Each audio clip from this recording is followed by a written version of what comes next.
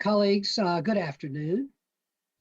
We have a quorum, and so I'm going to call this meeting of the Durham City Council to order at 3 o'clock on Monday, May the 10th, and I want to welcome everyone here today, my colleagues, our staff members. I want to especially welcome Tracy Lovett, our beloved community member and longtime assistant to Congressman Price. And we are waiting on Congressman Price. Tracy's in touch with him. And I think that we will just hold off for a few minutes so we can make sure he's on with us. And Carmisha, at that point, I'll just say another 30 seconds and then turn it over to you. Sounds good, thanks.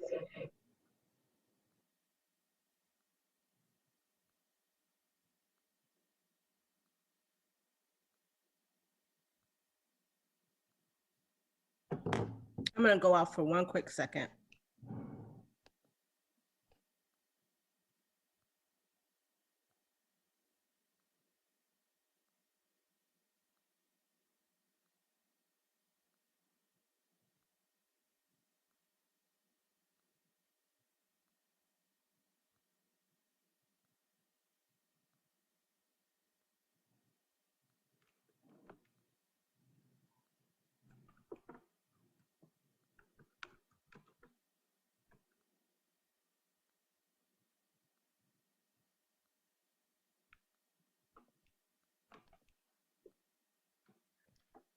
You should be signing on now.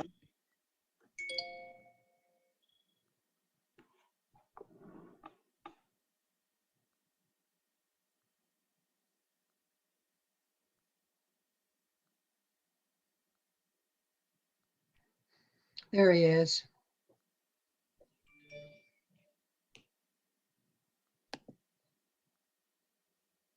Hello. Congressman, good to see you. Let me get you on the right screen here. Oh, the whole Alrighty. gang. All right, good. Good to see you. Good afternoon. Really glad to have you. And I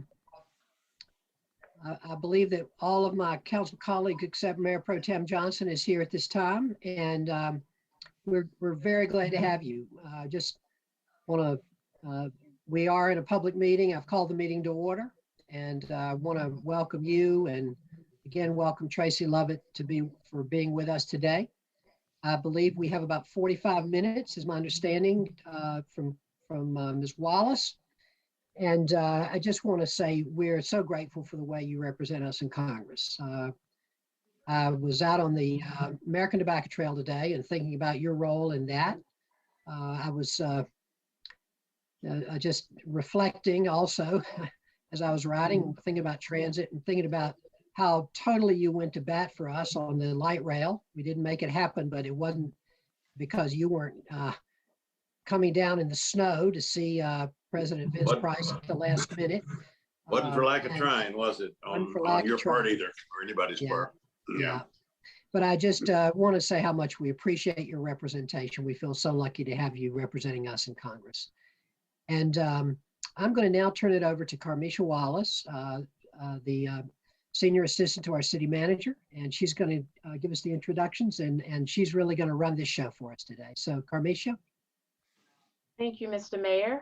Good afternoon, Mayor Pro Tem Johnson, members of the City Council, of course, City Manager Wanda Page, Congressman Price. I want to thank you for joining the City Council this afternoon. As I did a little homework on you and your long past with this community. It's come to my attention that you've been serving in Congress since 1987, which is about 34 years, give or take. And I'm just a little bit older than that, but I too want to thank you for your. Please don't say that. Don't put it that way. to this community, and so I know that you've been representing this community for a long time. This is your first time meeting with this City Council. And so I want to give a special thank you for taking the time out of your busy schedule to make that happen. I also want to acknowledge some of your staff who work hard for you day in and day out. Phone calls, text messages, emails, they're all appreciated, Tracy. Thank you so much for your continued service. And we also have Anna on the line here with us today. I do want to acknowledge to everyone here that's listening. I will say this meeting is being recorded and is being streamed live to YouTube. But Congressman Price is the only member of North Carolina that serves on the House Appropriations Committee. So that is very, very big. He also chairs the Transportation, Housing, and Urban Development Appropriations Subcommittee. Those two things are very, very important for this community in particular, particularly as the demands on both continue to increase. The demand continues to grow for safe, reliable, energy efficient public transportation, as well as public transportation options. The mayor alluded to that in his remarks, as well as the continued demand for decent, safe, affordable housing. And I'm sure that you continue to monitor and hear about what's going on in Durham and around the country as it relates to affordable housing. We also want to salute you for your service on the House Budget Committee, as well as your service on the Subcommittee on Homeland Security and Subcommittee on State, Foreign Operations, and related programs. So you definitely have a very, very diverse past and experience, and we are privileged and honored to be able to tap into that. I want to thank you for making yourself accessible to us throughout the years. As the mayor has mentioned, we don't have a lot of time that we can spend with you today, but we do want to make the most of the time that you've granted to us. It's my understanding that you wanted to hear about the exciting things that are going on in Durham.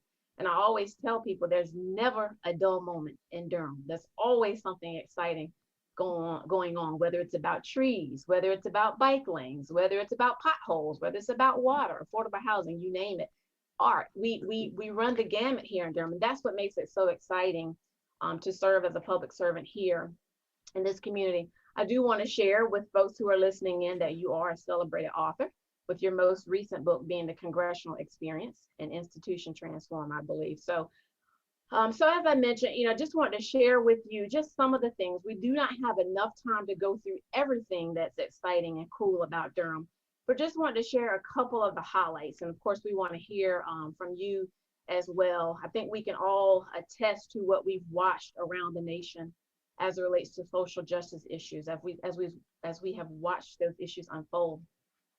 But I must say, I'm humbled by the fact that COVID-19 is something that has brought the world together. Thankfully, we are still here, obviously, to live and tell about it. But I must say that COVID, along with what's been going on around the country, has required us as an organization to do what we call Reimagine Government. And that's something I have to give kudos to Durham for. We were doing this before COVID. I think many of you will agree that people all around the state, all around the country, will contact Durham about how do we do some of the things that we do.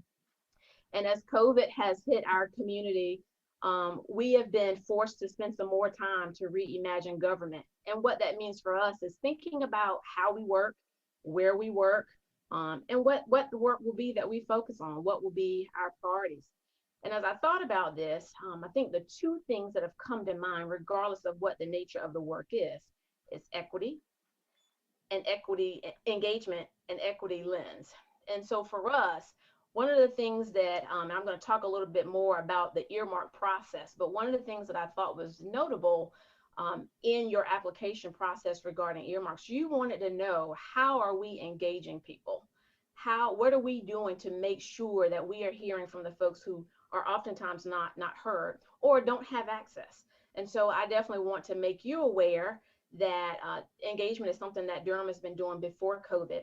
And I have to say that we have continued to do it even in the pandemic, regardless of race, gender, socioeconomic status. That's something that's really been important to this administration. I'm thankful that we're glad and be able to continue to do that throughout the pandemic. I will also say that we are being even more intentional about looking at the work that we do, the people that we serve, through what we refer to as the equity lens. Do we get it perfect? No, we do not. But we are certainly making every effort to make sure that our structures and our processes do not hinder the community that we serve. And so just, knowing you for years and knowing the work that you do, I'm sure that you celebrate us and doing that work with relative to engagement and seeing our work through the equity lens. I do want to highlight some of the work that Mayor Schul and some of the other council members have been involved in throughout this pandemic. And I want to lift up the work of the Recovery and Renewal Task Force. And that is a group that the mayor, along with then Chair Board of Commissioners, pulled together at the beginning of COVID to figure out what can we do to keep this community safe, get our businesses back opening and functioning. And it's ongoing work. And so I think at the next council meeting, the mayor will be recognizing the co-chairs of that Recovery and Renewal Task Force. But just want to let you know that we have a committed effort to do what we call get back on the bull. Of course, you know, bull has a very significant meaning for us here in Durham, and we intend, and we've been riding this wave and riding the bull. And so we've been using that work to educate the public. Our Office of Economic and Workforce Development has worked closely with Duke University, as well as the Durham County government, to provide financial support to some small Durham-based businesses. And quite frankly, other cities have contacted us about this very important work, you know, that we're doing. The mayor gave the key to the city to Secretary Cohen a couple months ago, and she asked him to share his knowledge and insight on how are we doing it here in Durham. And I'm sure the mayor would say it's not just him, and it's not. It's a collective of folks who are working together to make this very important work happen. I do want to recognize that you are and have been a huge proponent of affordable housing. And so we just want to appreciate you for keeping your finger on the pulse of Durham's affordable housing challenges and opportunities, and certainly being supportive of our continued community development block grant funding and making sure that all the funding that Durham is eligible for, that we're able to tap into it. Of course, I'm sure you've heard about our affordable housing bond, $95 million that was passed overwhelmingly by the voters in November 2019. And so that's some work that we're going to be doing with the Durham Housing Authority and some other affordable housing developers to, quite frankly, increase affordable housing opportunities here in Durham. Home ownership opportunities as well as rental opportunities. But again, the goal is increasing affordable housing. That work is being led by Reginald Johnson over in our Community Development Department and his staff there. That department has also been awarded some CARES Act funding. And so we are partnering with Durham County Social Services to provide rent and utility assistance to help our citizens here in this community tap into some of those resources. Perhaps you've heard about our focus. I know that equitable and green infrastructure is something that's important to you. I want to let you know that that's also something that's important to this council. As we look at how can we reduce greenhouse gas emissions, how can we reduce our carbon footprint with our city facilities. And so that's some work that this council has begun undertaking by way of our budgeting process, which we happen to be in right now. So we've also been waiting with bated breath to get feedback or guidelines from U.S. Department of Treasury on the American Rescue Plan. And so it's my understanding that some preliminary guidelines have been issued today. There's a webinar, a couple webinars this afternoon to give us some guidance on that. But we have staff who are at the forefront, making sure that Durham is able to access all the resources that are made available to us by the federal government, and working with our residents here in Durham to make sure that they take full advantage of those opportunities. So I've said a lot, but I would like to thank you again for allowing us to participate in the earmark process. I do recall, I've been a part of this organization for some years now, and recall when earmarks were a thing. I was also a part of the organization when earmarks were a bad word and went away. So we're delighted to have the opportunity to come back. And so I just wanted to share with the listening audience as well as with the council that we have submitted a couple of earmark funding requests. And so there was one pot of funding I refer to as a community project funding that the congressman ran with his staff. And I definitely want to shout out the congressman's staff for getting a process in place that would allow us to participate. But in essence, these were projects that had community support, showed some engagement, and pretty much shovel ready using some of the old terminology. But for us, we submitted a funding request for the Durham Beltline Trail, as well as a application to purchase some electric buses. And that was a joint application between Go Durham, Go Triangle, as well as the town of Chapel Hill. And it's my understanding that the funding for the electric buses is being advanced. So that's good news for us. The Durham Beltline funding was not recommended for that particular pot of money. However, you had another funding opportunity through your transportation infrastructure funding program. And so we went through our state transit improvement plan that we had with NCDOT, went through that list of projects that we had there and tried to identify some things that we could pursue federal funding with. And so the Durham Beltline Trail was one that we did request funding for, and I understand you're recommending funding for that, as well as the R. Kelly Bryant Bridge Trail was one that you're recommending for funding. Third Fort Creek Trail. So these were definitely not all the projects that we're doing, but just ones that we felt like had some great community support, had significant work already invested, and be ready to spend the funds in the event that they are granted to us. And so, Congressman, I just want to highlight some of the things. I've said a lot because I want to take advantage of the time for you to share with us some of your priorities. And if you want to share where you see things going with the earmarks, we'd be happy to hear about that.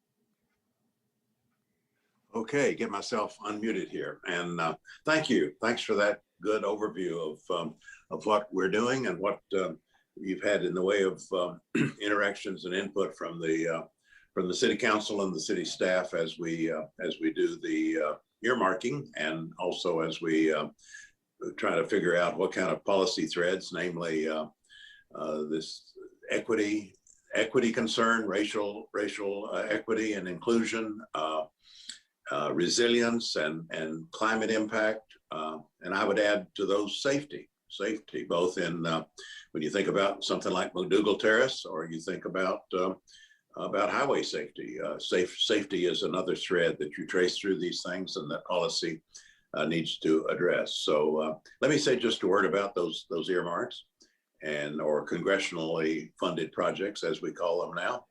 Also a word about the grant process, just a couple of things I want to say about that, and where some of these major initiatives are going. And I'll try to be very fast because I know we want to have some discussion back and forth. You're exactly right about the earmarking or congressionally funded projects, very, very targeted appropriations. You're right about those becoming the victim of I'd say a fair amount of misleading political rhetoric a decade ago. And I have never made apologies for those projects. In fact, I'm very proud of them. You know, the mayor mentioned the American Tobacco Trail. You can look at the Durham Farmers Market. You can look at the dormitory facility over at Trosa. You could look at a number of refurbished buildings at the entrance to downtown. You know, and Tracy worked on these for years. She could name many, many more places around Durham that are much better and more serviceable, and where there's been a great community impact. And I promise you, there's no way to do that apart from earmarking. You just try to get those things funded any other way, and it's not going to happen. So I have been a very strong proponent of bringing this back. And of course, I want to do it right. I want to do it transparently and accountably. And you know, it's people say, well, you're going to disappoint as many people as you please. Well, that's probably true, because the demand is very great. We do have to make some choices. But I would urge you to see this first year as kind of a pilot year of getting back into this, doing it in a more modest way, certainly trying to do it in a model way. And then we will have opportunities in the future to expand on this, and hopefully to have an impact on the community over the years. You've already talked about the projects we've and by the way, we treated the appropriations earmarks and the transportation and infrastructure designated contract authority projects. You're right, we did treat those as one universe, and treat it, and so what you said included both, and it should include both. Just to fill it out a little bit, the other Durham projects that we've requested earmarks for, there's one the county government got behind, along with Bull City United, and that is work on this violence intervention effort that Bull City United has taken the lead in, a public health approach to violence intervention. I'm sure you know about that. We have a request through Durham Tech for this bio workforce collaboration between Durham Tech and Wake Tech and other community organizations to promote bio workforce development. We have a project with Reinvestment Partners, the Harriet's Place project to renovate the YWCA. That's a HUD project. And then on the transportation front, we have the buses, the electric buses. We have the City of Durham Third Fork Creek Trail. We have also the Bryant Bridge, North Goose Creek West Trail, and the Beltline Trail. Those projects are all in the mix. And we're probably not going to bat 1,000, but I hope we'll do pretty well. These are sound projects. They survived a pretty severe vetting process, as you know, because you all had to answer lots of questions about these projects, about their impact on questions like equity and expanding opportunity and resiliency and climate impact. So these things are they're good projects. I'm very proud to advocate them, and we'll just see how we do. And then of course we'll live to fight another day for a number of other proposals that are equally worthy. Answer any questions about that, but we're geared up to deal with this. And I just say I'm a champion of this. I really want to see this available to local communities once again.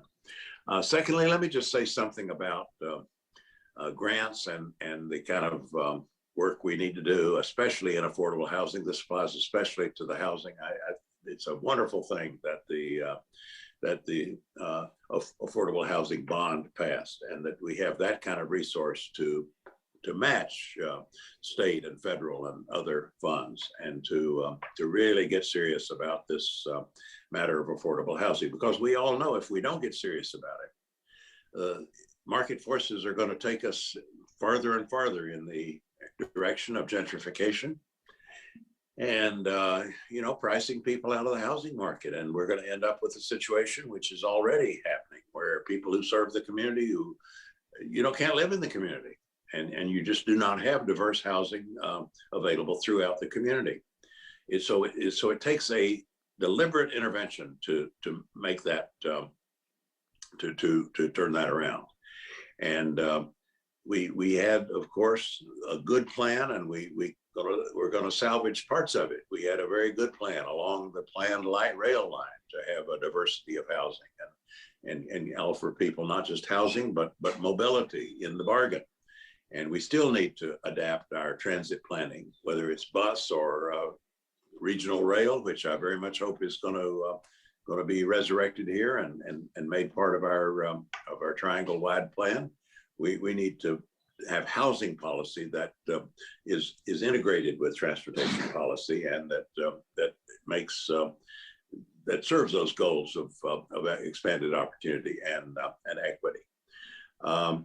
We also have some additional grant opportunities, which I hope the council will be alert to, and also especially make sure the nonprofit community is alert to. The best example I can give you of that is the elderly housing, rental housing development adjacent to St. Joseph's Church on Fayetteville Street. That is a so-called 202 project. It's a program that we have, elderly housing project. It's a program that we have now gotten back in business. I'm proud of that, trying to build on it year to year, so that once again, the congregations can form 501c3s and go after this money. And they got to be pretty good at it. We have Manley Place, Covenant Place in Chapel Hill. We have the Cosmopolitan Baptist Project across the street from that church in Raleigh. We have St. Joseph's. We have other projects. And there's a comparable set of projects for the disabled under the so-called 811 program. Some of that is group homes. Other portions of that program help individuals who have various kinds of disabilities integrate themselves with vouchers into regular rental housing. But we've gotten those programs back into production, and that's as well as Choice Neighborhoods, which is the successor to the old Hope 6 program. So I hope the city is going to be alert to that and encourage people to apply, especially that 202 elderly housing. There's some real need for that and some real potential for it. It's not the hardest thing in the world to gear up. It's just have to have a determined effort to do it. So we are definitely encouraging that kind of grant activity as well as earmarks. And of course, these grants go far beyond what earmarks could ever achieve. And of course, the same thing goes for needed local transportation projects. Goes for housing, affordable housing developments. I'm very, very happy to see DHIC and CASA. I know these organizations well from Wake County. Very happy to see them coming into Durham County. Reverend Tyner's group down in Western Wake. You know, this has and they've contributed to the housing picture in Durham, and there have been strong applications from Durham for the low-income housing tax credits doled out through the State Housing Finance Agency. There's not nearly enough of those tax credits, and so we just got to keep pushing and pushing on every front. And I'm determined to make more available at the federal level, but you know, these things have to go somewhere. And it's not going to be just a random distribution. It's going to be the communities that are organized to go after the funding. And so we will help. Tracy knows these programs backwards and forwards. We are ready to back up applications, ready to offer any kind of technical assistance we can. But you know, Durham is unusually well equipped compared to a lot of communities. Believe me, Durham is unusually well equipped to identify these opportunities and go after them.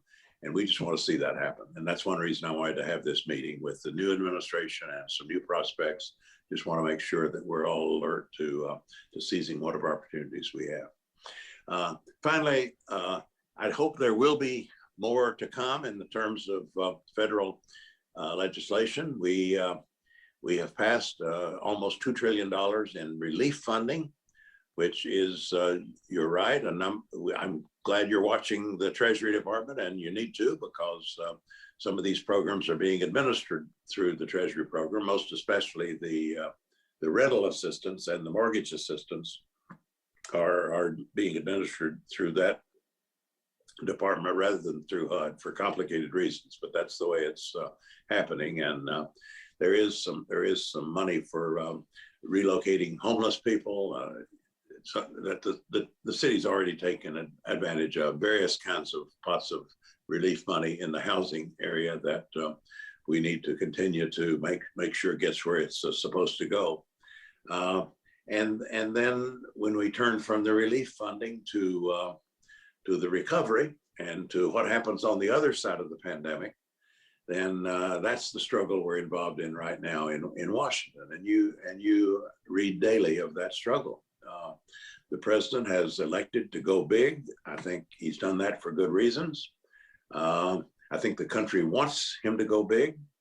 There's every indication that people coming out of this pandemic understand that this demonizing of government is nonsense.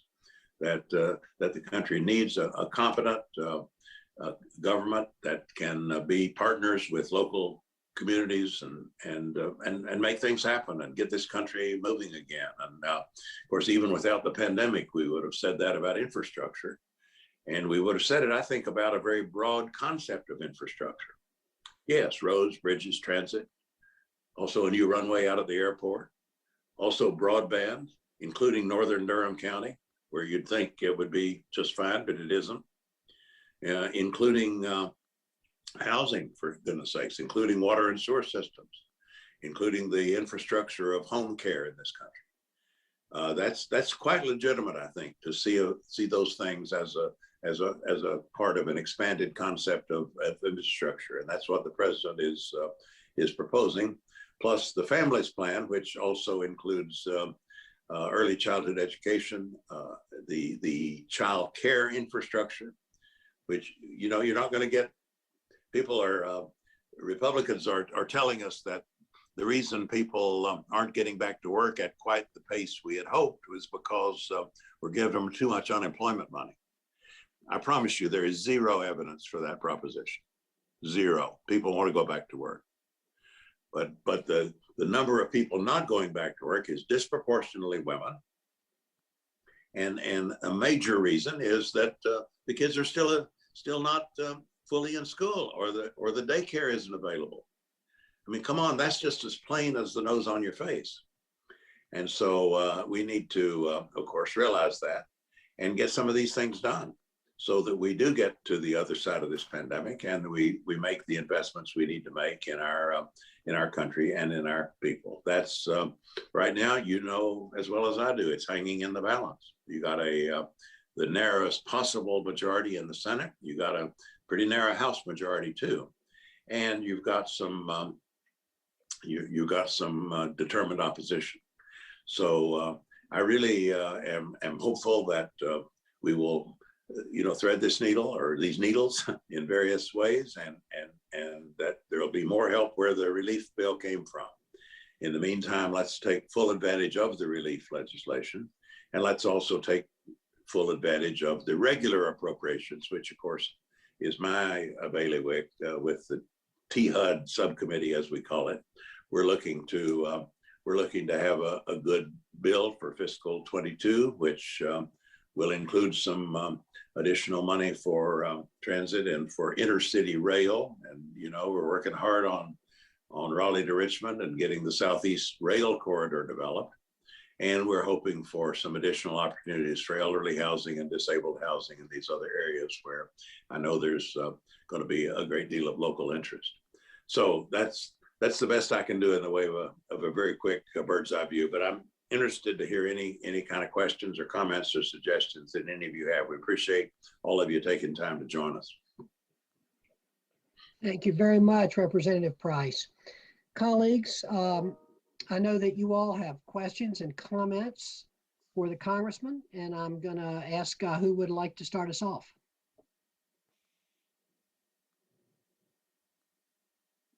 Anybody want to go with the first question? Councilmember Freeman. Thank you. I guess I'll start us off. I appreciate you being here today as well. I'm glad I could make it.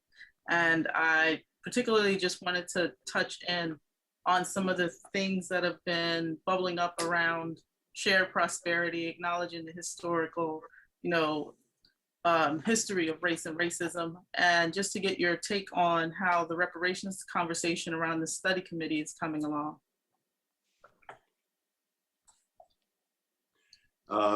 Well, the Sheila Jackson Lee reparations commission proposal is moving along, and I'm not in that committee, but I'm observing it. I'm a co-sponsor of that resolution, and it's receiving committee consideration and may be reported soon. I would expect that. I do think the themes of racial reckoning and racial equity do go way beyond that. I'll just give you an example. There is a specific provision, and I should have mentioned this initially because it so clearly applies to Durham. There is a provision in the president's transportation proposal for projects that rectify past injustices. And the example that's often given is the bisecting of the Hayti community in Durham by the Durham Freeway. And you know very well that there are examples all over the country where that one came from. And so there are, and the same applies to housing. The same applies to the way federal housing policy actually encouraged redlining and actually encouraged discrimination. And not only did federal policy fail to help, it actually actively hurt in a number of areas of housing and transportation policy. Now, hopefully we're past the point where we're actively doing harm, but rectifying harm is another matter. And I've never seen a president propose anything like this. I think it draws on the reparations discussion and also on the George Floyd discussion. And so I can't say that I have a really clear idea of the form this is going to take. Maybe Tracy has something on this, on the form it's going to take in terms of the kind of proposals that communities can actually make. But I sure would, if I were you, I would pay a lot of attention to it. And because there is such a case to be made in Durham. And let's just see what that looks like, whether there's some kind of additional appeal we can make, or a kind of a proposal we can make that draws on that negative history of negative racial policy.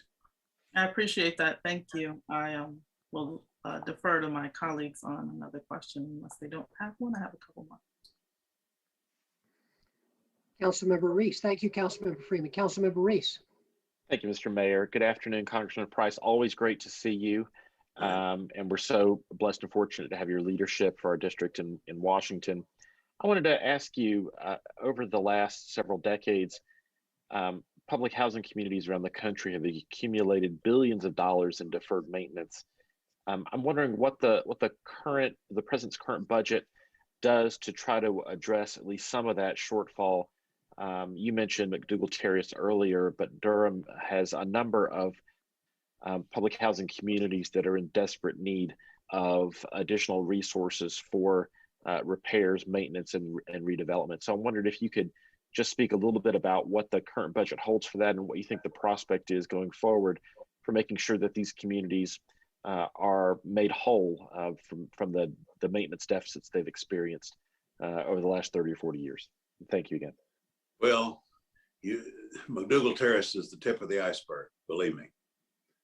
And it's a very damning tip of the iceberg because it is so dangerous. I mean, people had to be moved out, you couldn't defer that one. You had to spend millions of dollars moving people out, fixing those units and moving them back in. Well, there's a lot more where that came from. And some of it is downright deadly, like carbon monoxide poisoning, like continuing lead challenges, like radon poisoning in some places. Okay, so there's a price to pay in terms of acute challenges, but there's a much larger price to pay in terms of just shabby, dilapidated public housing. The estimate in this country of that maintenance backlog is just disgraceful. It's $70 billion.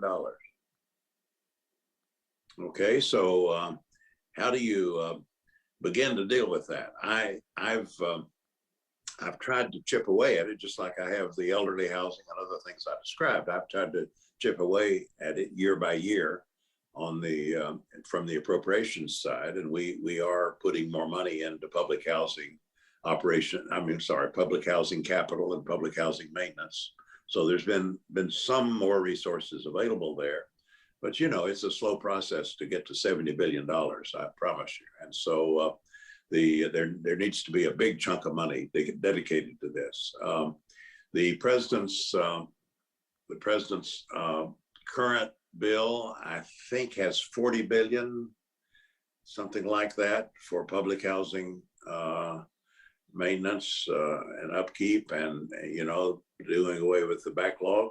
That's not enough, but it's better than we've gotten from any other presidential proposals in a long time, and that would be a great start. And so that's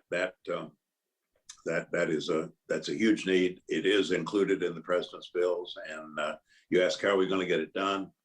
The way we're going to get it done is to pull it along on this train. That's what I would suggest. I mean, we'll chip away year by year, but if you want to get more than just incremental progress, I think the idea would be to combine it with these other infrastructure proposals and try to make a big push here. And that's but definitely that public housing backlog would be carried along by that.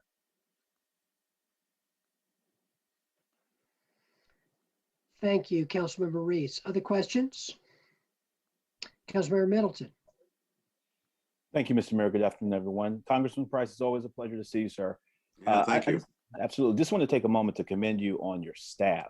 I mean, it's one thing to pay attention to the principal. You're the principal in the office and your voting record, but it really speaks highly, I think, of your operation, the quality people that you have working for you and who represent you so well. I've never had a bad experience in interacting with your staff. in the district and in the Washington office as well. So I just wanted to commend you on the magnificent people you have working for you. Two things really quick. Do you have any forecasting on marijuana being removed from Schedule 1 by the federal government? And secondly, the George Floyd policing bill, we're seeing some reaction from legislatures around the country. There's openly opining about taking away municipalities' ability to make changes and do creative things with policing. We're hearing some legislators around the country talking about not allowing local municipalities to defund the police.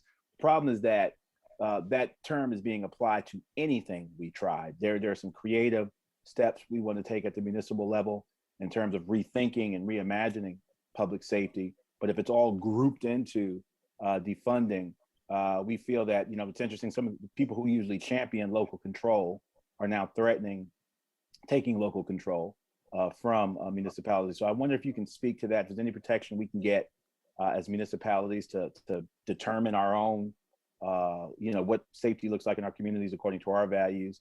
And then, of course, the Schedule 1 question I asked. Good to see you, sir. Well, some of the rhetoric surrounding the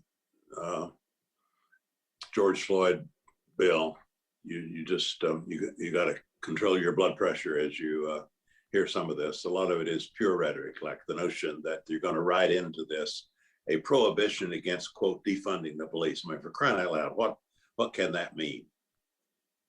There's not a chance that that would be in this bill, but it is a talking point for those who are trying to, minimize this problem or whatever they're trying to do. So, communities will, the federal government and state and local government will continue, of course, to calibrate law enforcement needs and the need for police funding per se, and the need for alternative forms of intervention. And hopefully we make some judgments about that don't entirely rely on the police force. I think a lot of people of goodwill who looked at this understand that you've got to have a much, much more diverse and flexible approach to people's problems and what you see on the streets than simply a law enforcement response. So we got to be free to pursue that and to understand that we're not going to be intimidated by accusations that we're, quote, defunding the police. That's ridiculous. Having said that, there's some real questions going forward about what this bill will contain and how much of the very strong House bill approach we can maintain. You probably saw over the weekend, Jim Clyburn in one of the national shows was dealing with the question of qualified immunity in a way that I think he's probably going to have to clarify. I don't know quite what he meant either, because that's a sticking point, as you well know, and not one that can be dealt with easily, but it's going to have to be dealt with. Senator Tim Scott has, as you know, a bill, and he's the point man, apparently, at least the front man in the Senate, for trying to work out some a kind of compromise approach. I think we're in a position to maybe have a stronger compromise approach than we had last year. I don't know what your judgment is, but I think on things like chokeholds and no-knock warrants and some of these practices that are so discredited, I think a lot of that we can get in a compromise bill. But it's and I do think there will be a lot of desire to have a bill. I think even the Senate Republicans, kind of the average member over there, wants to have a bill, don't want to come up empty-handed. So Tim Scott, assuming he wants to come up with a serious bill, and I give him that. I think he does. I think he can. I think it can be done. This is one of the ones I'd give you a better odds of actually not getting just gridlocked and bogged down, but actually getting something done. There will be people there will be people on the progressive side who who have to swallow hard on this, and we'll see how hard we can swallow. I don't know what we'll be asked to agree to, but I'd give you a cautious optimism about that. And I do think the center of gravity on this is somewhat to the left of what it was last fall. So that's about the best assessment I can give. It's certainly still a live proposition that we're going to have a compromised George Floyd Act. On the marijuana schedule, I think you will not have federal action probably in the near term to have a uniform nationwide approach on this. I know there's a lot of support for it. I voted for it myself. That's just it's not that I'm involved in this day to day. You may have heard something that I haven't, but I don't think the sense in our party leadership is that this would be the item that we'd want have too much political capital expended on until we can get some of these other things dealt with. I think it's coming. I think the day's coming. I think this is an area where it's pretty easy to predict what federal policy eventually will be, but I don't look for immediate action. Thank you, Councilmember. Mayor Pro Tem. Let me unmute myself. Thank you, Mr. Mayor, and thank you, Congressman Price, for being with us today. Really appreciate you taking the time and hearing direct from the source some of what's going on in Washington. On the subject of things that may be likely to be gridlocked, I've been watching with a lot of anxiety the progression of HR 1 and the corresponding Senate bill. And I think that, a lot of the analyses that I've read that seem to believe that this is, really an existential question for US democracy seem to be correct. If we can't deal with the voter suppression in North Carolina and similar states, that we are looking at major losses in 22 and 24. But of course we have, the situation in the Senate where it's unlikely or I can't see a way that it passes without getting rid of the filibuster. I'm just wondering if you have a sense of whether we're going to be able to pass comprehensive voting rights legislation that's going to, protect people's right to vote in the next couple elections, and what you see as the path forward if that approach is not able to be successful. All right, thank you. That's an important question. By the way, I don't want to go any further without acknowledging the councilman's kind words about our staff. That is certainly a judgment that I'm happy to hear, and it's one I heartily agree with. So thank you. And we do have a good staff that is, I hope, ready to work with each and every one of you. So I appreciate the kind words and the cooperative spirit.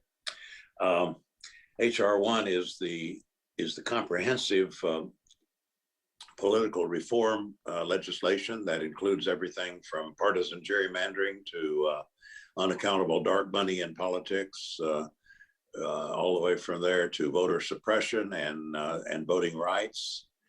There is a companion measure, as you know, called the Voting Rights Restoration Act. And I think HR 1 and that one, HR 4, need to be seen together.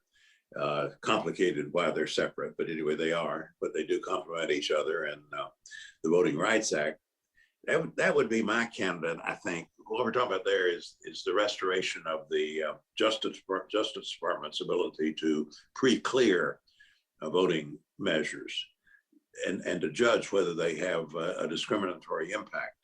And I mean, you know how important that was. There are dozens of discriminatory laws and mapping plans that were struck down under that for years. I mean, there were some that were struck down. There were many, many more that were deterred. And then the Supreme Court, in a moment of total cluelessness, said this is outmoded. And it wasn't more than a few weeks until you had all this voter suppression stuff happening in state legislatures that would have never passed pre-clearance. And that most certainly includes North Carolina in a very disheartening way. Now, some of that stuff eventually got thrown out, like the famous case, the famous surgical precision case about the voter ID and other things. Some of that got thrown out under Title II of the Voting Rights Act. But, you know, litigating stuff under Title II and then waiting 2, 4, 6 years for a verdict, you know, that is far inferior to just not having it in the first place. And so that's what's at stake. And there's been some talk about, you know, we used to vote the Voting Rights Act through with almost no dissent, but that's a thing of the past. And it's very partisan now, and it would never get through the Senate. And so there's some talk about, is that the case where we challenge the filibuster? Either we challenge the filibuster completely, or we say for certain kinds of foundational legislation, certain kinds of democratic principles, you have a filibuster, you don't apply the filibuster to those. I'm not quite sure how that would work, but I'm certainly open to that discussion, because the filibuster is a huge barrier to what you're talking about. And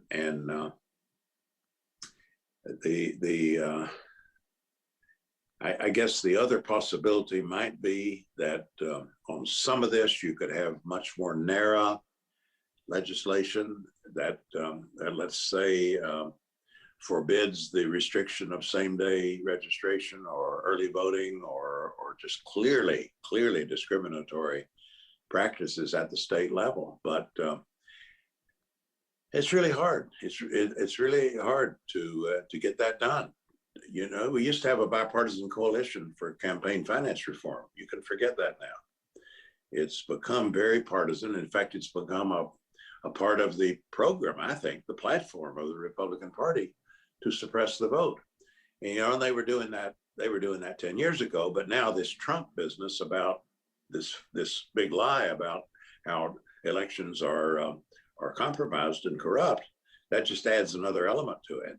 And it's just going to be a problem in state after state. I hope we can fight the worst of it in this state, but HR 1 is the solution that would take care of it, and a number of other problems at the same time. So I can't give you a very optimistic prognostication on that. I can say that it does raise the question of the filibuster, and probably before it's over, we're going to have to see if there's some way around the filibuster that we can devise. You know, the way we've done the relief bill, and the way we, I think, are going to have to do the infrastructure bill, is to work around the filibuster through the so-called reconciliation process, which is a budget process that, you know, it's awkward, but it still does get around the filibuster. I don't know what that would be for campaign reform, political reform.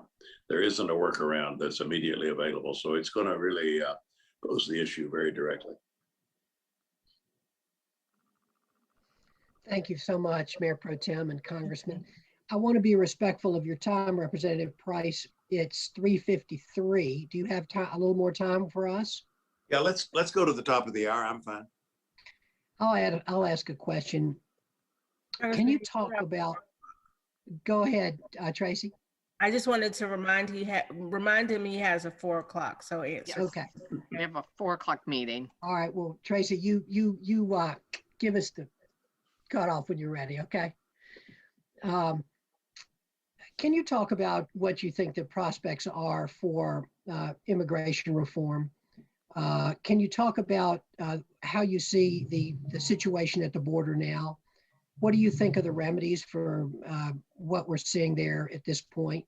We know that we still have the reunification of families has begun, but it's very slow. We still have lots of children out of the worst situations, I think, but still in situations that are far from ideal at the border.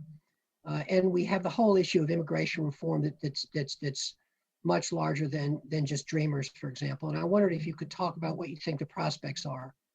Yeah, I'll be very quick. I wish I could give you just like the last question. This immigration reform is not something you can do through reconciliation. It's not a budget matter. So it's much harder, and it does confront the problem of the Senate filibuster quite directly. I'm not sure what the workaround will be. There may be some prospects for partial reforms, like you mentioned, the Dreamers. We did pass the Dreamers legislation separately. There is a farm workers compromise that was worked out years ago that we passed separately. Our view on the Democratic side, and actually George W. Bush's view years ago, was that this needed to be part of a comprehensive package. You needed to deal with border security, with the 11 million undocumented people who are here in this country, with the Dreamers, the farm labor, all the questions of immigration enforcement. You needed to deal with those as part of a package, of a rational, balanced, humane package. I still believe that, but we're obviously hedging our bets in the House, because we have passed. We're pursuing comprehensive reform, but we have also passed these individual pieces in ways that give us some options later. The refugee situation. I mean, there's just no area of national policy that has been more abused and distorted than this one, and it's a disgrace. It is a disgrace to have these midnight raids with no pretense that we're going after people who pose a threat. We're just going after people who may be in our, we may run across. I looked into it in some detail in Orange County a couple of years ago when we had these raids, and I never got any satisfaction there'd been any rhyme or reason to that. And then the closing off of refugees. I mean, I won't go through chapter and verse, to say nothing of separating children and things that have happened down at the border. So the president has declared, he declared his support for comprehensive reform on the first day. He's had a misstep or two, certainly on the refugee issue. I think he's recovered from that. I hope so. And we do have some options going forward. And of course, a lot of the day-to-day enforcement, the day-to-day implementation of immigration policy has improved. But it's not really going to be secure until we can rewrite the law, and that's a tall order under these circumstances. Tracy, are you going to give us the hook? You're on mute, Tracy. I am. Tracy and I collectively are giving us the hook. Right. Carmisha, would you like to say a last word of, we so appreciate it, Congressman. Yeah, and I've enjoyed it. Glad that Anna was here, and we're glad you're here, Tracy. Carmisha, do you want to send us off? Good job, and thank you for all that you do, and Godspeed, and you're always welcome here at the Durham City Council, whether it's virtual or in person soon. Thank you all, Mr. Mayor, Mayor Pro Tem, members of the council. Appreciate your support. Thank you, Tracy and Anna and Congressman. Be safe. Thank you all. Thanks, everybody. This is great. We'll continue. Thank you, Congressman. Thanks, Tracy. Thanks, everybody. Bye-bye. Bye-bye. Hi, thanks y'all.